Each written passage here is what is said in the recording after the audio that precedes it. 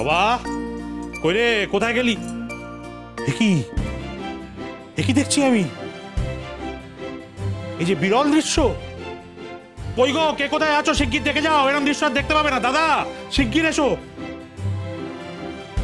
আহা, একই দেখিলাম, জন্ম জন্মান্তরেও ভুলিব না এই দৃশ্য। আরে এই জবা, দাঁড়িয়ে দাঁড়িয়ে মাথা নিচু করে বেগুন কাটছিস কেন? এদিকে মাছটা নিয়ে যা। কত মাছ এনেছি দেখ। বউটান, কোনো চিন্তা করো না, বড় কাতলা মাছ।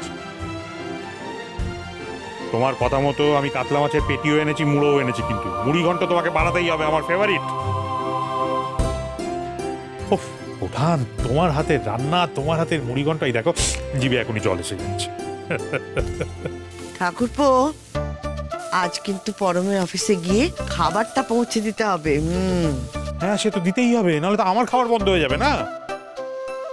কোনো চিন্তা করো না, তুমি খাবারটা রেডি করো, আমি ঝট করে ঘর থেকে ঘুরে আসছি।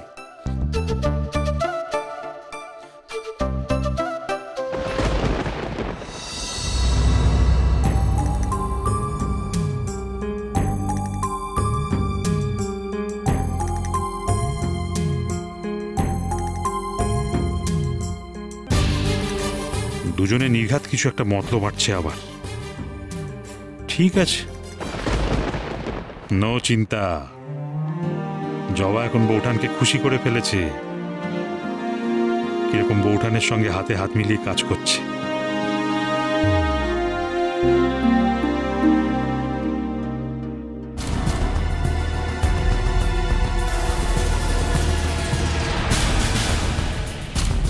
দেখো দেখো কিভাবে হাত করেছে মেয়েটা মাকে, শয়তান মেয়ে একটা।